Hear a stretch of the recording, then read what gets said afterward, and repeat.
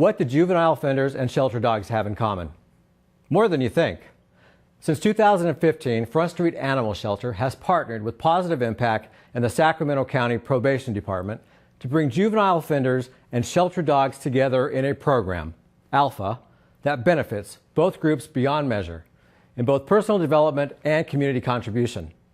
In this innovative program, juveniles are paired with hard-to-adopt shelter dogs, where both humans and animals, they learn to trust and love. The youth experience what it is like to be loved unconditionally and to offer their love in return. The youth learn about dog behavior and dog body language. They learn to look collaboratively with their peers. It isn't just about throwing a ball to the dog. It's work, and it's hard work. Participants attend field trips, listen to guest speakers, and have homework. They're working on skills they need to be successful in life. Training a dog doesn't happen overnight. There are trying times. But the participants learn that they must persevere in order to be successful. All are skills that transfer to becoming a productive member of society. As you'll see in tonight's episode, participating youth learn communication skills, both with the dogs, the adult leaders, guest speakers, and their peers. All with the goal of producing productive members of society and adoptable dogs that are ready to become a loving addition to a family. It really does become a case of who rescued who. I'm Don Hinkle, and this is Shelter Life.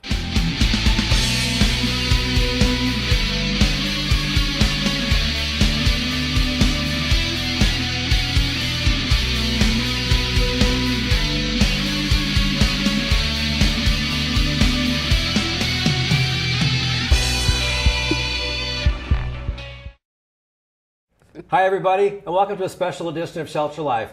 I'm Don Hinkle. Tonight we're talking to the Pawsitive Impact Group. We're talking to the Executive Director, Amanda Banks, and we're talking to the Liaison with Front Street Animal Shelter, Pam Francis Tuss, who's in charge of the dog program at Front Street. This is a phenomenal program. And first off, you guys are calling it the Alpha Project, right? What is Alpha Project? What does that mean? Do you want me to say? You go for it. Adolescent learning powered by humane advocacy. So this whole program, and I'm going to direct this to you, Amanda, how did this come to be? Well, this has been something I've been wanting to do for a very long time. I heard about a similar program up in Oregon, Seattle, Portland. There's a few different programs going on. So about 10 years ago, I saw a news show showing something similar, and I thought that sounded like a really cool idea. Just was sort of in the back of my mind. Hadn't really gotten around to it till recently, and started looking into our area. There was nothing in the Sacramento area. So I just started doing a lot of research. I started reaching out to organizations around the country who had these programs already existing, and collaborated with them and got input onto how to get it going. And Front Street was all for it and jumped on it. So how did you approach like the probation department? I mean, do you just call them up and say, hey, I got this great idea I want to talk to you about? Well, things just sort of fell into place. It was sort of one of those meant to be type of things. Because even when I reached out to organizations around Sacramento that dealt with animals, Front Street was right on it, and they were all for it. And so then once Front Street got involved, they had a contact with probation, and we met with the chief of all of Sacramento Probation and showed him our idea, and he jumped on it and loved it. So Pam, you've been on a previous show with us. Right. And you are the dog handler and in charge of the dog program at Front Street. Mm-hmm, correct. So how did you and Amanda hook up on this? You know, Amanda contacted me one day, and it's interesting because this is a program that I had actually thought about and thought, God, it would be really good to get something like this going. So when she brought it to me, I was all over it. I was so excited. So we kind of got each other excited about it. Right. And then Amanda came out and took our dog handling program. Really? Yeah, yes. She did. And she went, you know what? I think this could work. So we just kind of modified it, kind of scaled it down a little bit, and then she did all the legwork. I do all the training, she did all the legwork. So you select the dogs. I do. Who recruits the volunteers that actually go to probation? That's me. That's you. Yeah.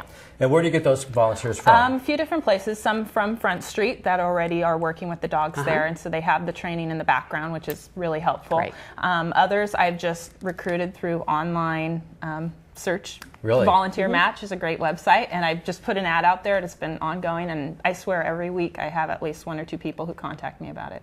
So we're going to talk to the chief and his assistant later, but how do they decide, or how do you decide what kids are going to be part of this program? Is there like a prerequisite that you guys are looking for? Because I mean, they're juveniles, right? Right. And they could be in there for a myriad of reasons. Correct. And what are you guys looking for, or do you leave that up to the juvenile people to actually pick the kids? We've sort of done 2 different programs. Right. So our pilot started in a transitional unit. So Okay. these were kids that were going to be released soon.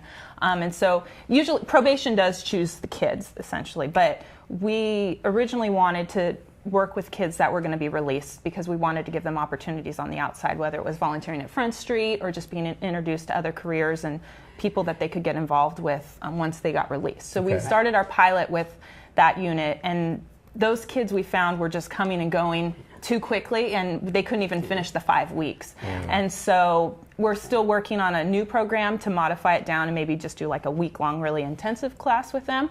But now we've switched over to the max unit kids. So these are kids that are in there for the long haul, and we've tweaked things a little bit, but we know that they're there at least for the whole 5 weeks. So you talk about 5 weeks. So you want to break down what's week 1, what's week 5. What do they actually do? Well, we go out on Tuesdays and Thursday evenings. Okay. And then on Saturdays, we have a lecture. So we invite someone who has some kind of work job within the animal care. So veterinarian, maybe an ACT or an officer. Peggy Coppin from the foster program came out. Brock Clinton was great. So we try to find different people just to give them a rounded feel for what's available out there. Right. And then we start with our orientation night where we show them the Language of Dogs video, which we have all the dog handlers watch. Right. They watch just a portion of it because their attention span's not as long as my dog handlers are. But they get into it. But they do get into it, and it's very, very interesting because even the very first time we did it, it looked like we were losing them all. And then when we turned it off and we started talking, it was amazing how much they were actually listening and had taken in. And then we just start with the basics. We start with the little games that we try to teach my dog handlers at Front Street do, for attention focusing activities and things like that. And then we start teaching them the stay, the down, the sit, stay, the sit, find it. Those are the Yeah. first. The find it, the touch, all Start those are the easy. first. We start easy, yeah. Yeah. And we give them a little bit of background about how dogs think and how they learn. And then we just kind of go from there. And then by the very last night, we set up an agility course. And we literally we take a couple of dogs out. They get to pick which dog they want to run, and the fastest time win. They get 2 chances. Wow. And it is so much fun. So is that like their graduation? Yes. Yes. Okay, how do you pick the dogs? Because, the dogs are coming from Front Street. Right. Revolving door. Yep. Right. I mean, you're not going to hold a dog back from No, adoption. absolutely so not. No. How do you actually do that? So I go in about an hour before we decide to transport, and I go ahead and look at all the dogs. And I look at different all size dogs. Okay. Doesn't have to be Chihuahuas, doesn't have to be pits. It can be anything in between. So I look at, I'm looking for dogs that are social with other dogs. I'm looking at, possibly dogs that, they've already taken out to different off-sites and that are good with other dogs, good with kids. And then I just kind of go for there. It's kind of a hit and miss. Sometimes we have dogs that we have to hold back. Okay. Sometimes we get really, really lucky. The main purpose is to get the dogs adopted. Right. And so it's to teach these kids how to work with the dogs so we can get them adopted. And at the end of every night, the kids actually do a report card on on that dog, and then we put it into their kennel packet so that people can read them. It's really cool. That's pretty neat. So you can that's see pretty from neat. day to day how they did. Now, there's only been one dog that has gone through the whole program that stayed with us. That's what I was going to ask. So- was so- there one that actually went through the whole thing? Absolutely. Yes. This last Yes. time, Petal did. And Oh. Petal is an amazing dog. and is actually she got adopted 2 weeks ago, and unfortunately came back because she was just too big for the house that they had. Right. I guess their house shrunk, and but she's out with one of our really good fosters, and I have the utmost confidence that this dog's going to be adopted very soon. Completely trained and killed the agility course twice. Sure. She came out 2 nights. We did an extra special night this last time. They had a guest speaker or a guest senator that came in and was touring the facility, so they asked us to come back. And so we showed off, the kids showed off the agility course to the senator. That's great. This is a really cool program, but you must have a purpose for doing this. Okay? There must be something that drove Amanda to push this forward and make it happen. I mean, you're partnering with a phenomenal shelter, obviously. I may be biased, but you're partnering with a great shelter, right? You've got a great partner to work with on this. Definitely. But what really made you do this? Because something inside there said, I have to do this. What was it? Well, I'm a teacher, so Okay. I've been teaching in SAC for over 10 years now. So I work in rougher schools with rougher kids. So I've been mentoring and working with at-risk youth for quite a while now. So when I heard about these programs and I loved animals too, so it was like a win-win. So working with kids, helping them, helping the animals, it's mutually beneficial for everybody involved. And just seeing how powerful these programs are. Once I started reaching out and talking to these other organizations, I found out the success rate was huge. I mean, these kids, it's such a huge motivator to work with the animals, and they connect on such a deep level that we as adults can't even connect with the kids on. So do you really see the physical interaction between the young adults and the dogs? You know, it's incredible. It was interesting because I remember the very first night when we did our orientation, the kids go, okay, you're bringing all the pits, right? We want pits. And so we brought Chihuahuas. Yeah. And by the end of the by the end of the night, these kids who were really rough and tough became putty in these Chihuahuas' paws. Literally, these dogs were in their lap and they didn't want to give up these little dogs. Really? It was heartfelt. It was really incredible. And that's why we do it. Well, when I was a guest speaker on the first one, I was asked to bring kittens, right? So and they love those kittens. And they love the kittens. It was pretty interesting. It was pretty interesting. How do you judge the success of this? I mean, do you get feedback from probation? Do they talk to you guys? Yes. Do the officers talk to you guys Yes. a lot? Do they see? I mean, tell me what they're telling you. Yeah, we get a lot of feedback, both Okay. from the officers and from the kids. We ask them throughout the program, how's it going? I've been really excited to hear that we're like one of their top programs they have there, and they love it. It's the only one that the kids are truly motivated to show up to. It gets them to behave, like problem kids that they've had in the facility turn their act around just because they don't want to lose the privilege of working with these Do dogs. the kids that aren't in the program want to know how they can be in Yes, the program? Absolutely. yes. And Sure. so we keep coming back. So we've only done this a couple times through, and we're getting ready to start our third program here. Right. So they're starting to know who we are, and they keep asking, how do I apply? And then, you know, we're going back to some of the same units. So some of Okay. the same kids can come back as mentors, but then also new ones can join us That as well. is great. I was going to say, are there any that were still there that now can Yes. help their peers Yes. learn the basics of Yeah. Wow. Yeah. Is that going to happen this time? Unfortunately, not this time. We're going to No. another unit, but the That's okay. next time around, we will be bringing back the mentors, and they're so excited. I mean, in this last program, they're like, "What can I do to be a mentor?" They want to take that leadership and ownership. Have any of the ones that were released, like you were talking about in the first one, have any of them actually ended up going to Front Street to volunteer? Do you know? Not Has that it I know happened of. yet? No, Not I haven't yet. seen them through my program, so Right. not that I know Right. of. This is one of those programs that I think is a secret, but it's not going to be a secret for much longer. Right. What do like Chief Lee and Assistant Chief Paris say to you guys? I mean, they're the ones in charge of the probation department with juveniles. So what do they tell you guys? I mean, what is the impact it's been on their staff? How about that? It helps the staff a lot because, like I said, behaviors turn around because these kids are so motivated to be there. Right. So that's huge. I mean, that takes a huge burden off of them. Less fighting, less troublemaking, whatever it may be. I know that they love our program. They want to do anything they can to keep us there, and we just keep bringing in more volunteers, because our goal is to just make this an ongoing thing and not have to take any breaks, but we can just do back-to-back programs and keep it running. And Amanda is great with her background as a teacher. You know, she doesn't put up with any crap from these kids either. And so even this last time, on the first night, she kicked a kid out of it.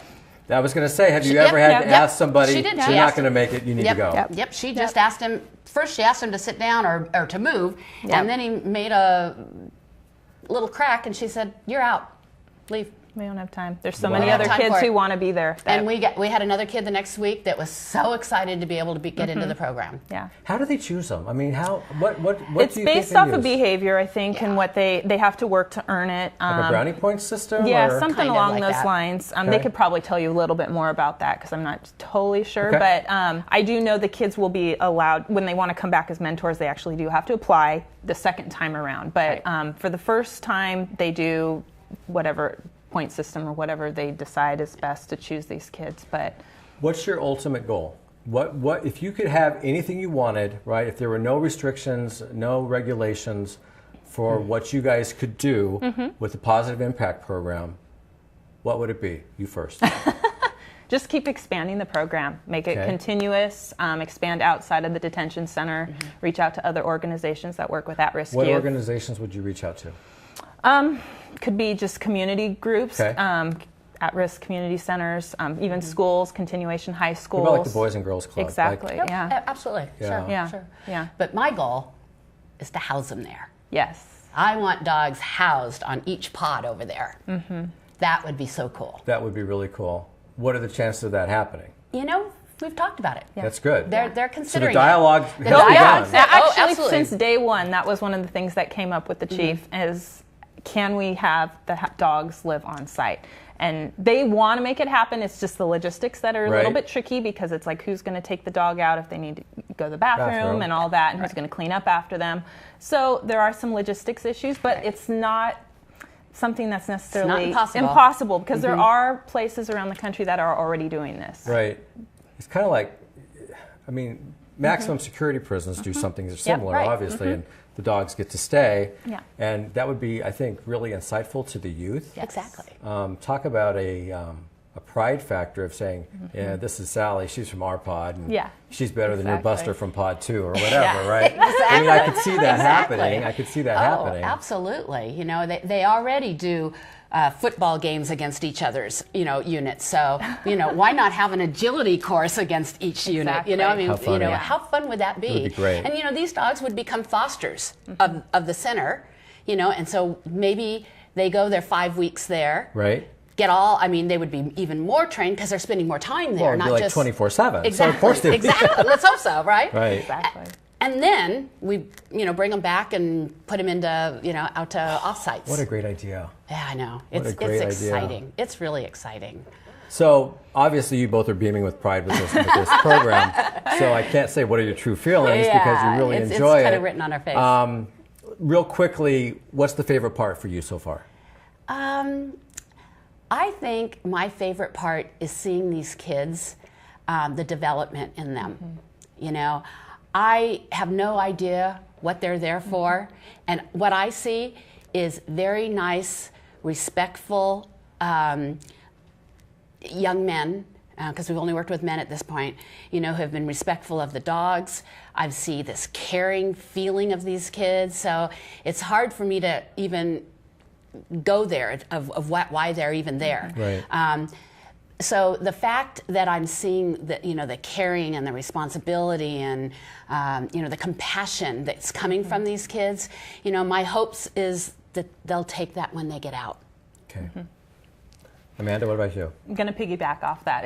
It is definitely the transformation of these kids. So, we don't know, like she said, what they're there for, but they are rough kids. And like I said, some of these kids are in there for a really, really long time. I mean, they're going to just be transitioned to the adult facility when they're over 18.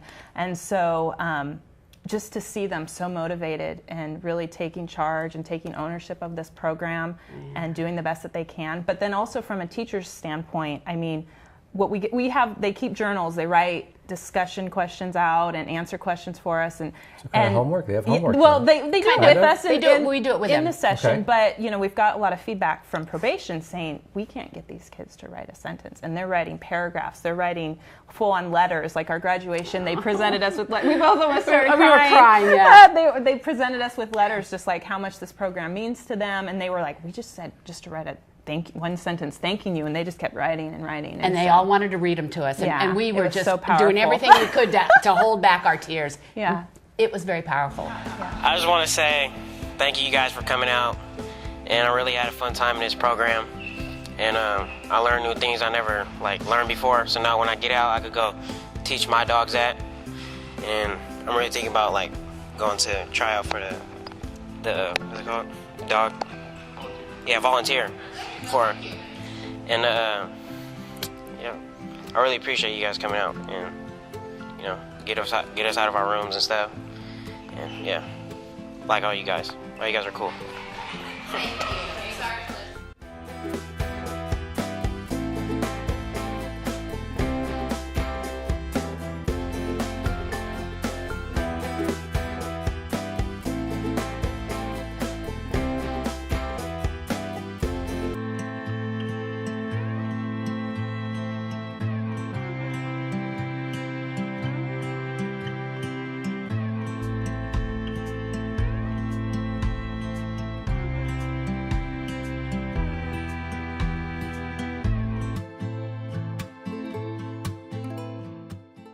I want to thank everybody for coming, taking the time to teach us something new about dogs.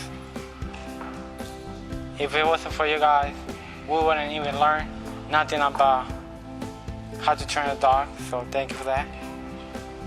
And that's it. Thank you, everybody.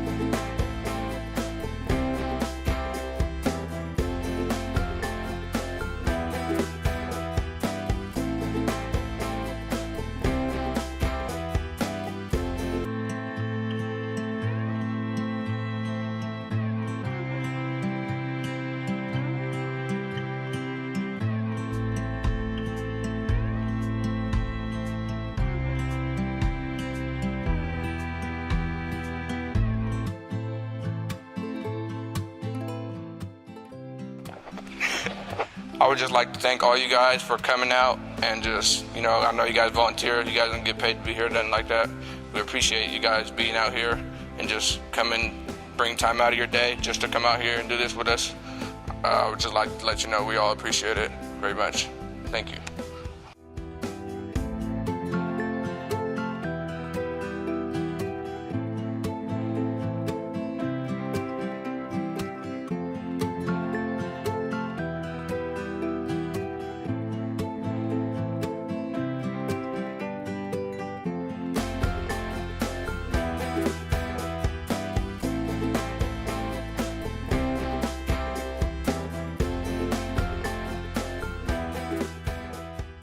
Wow.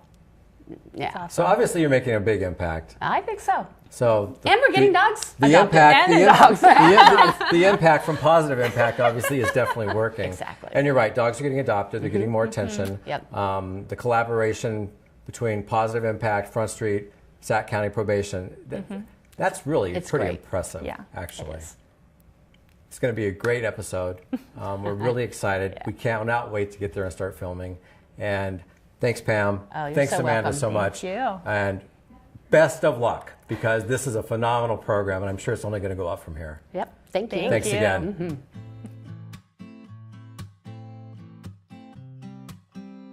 Hi, my name is Gina Knepp, and I manage the Front Street Animal Shelter for the City of Sacramento.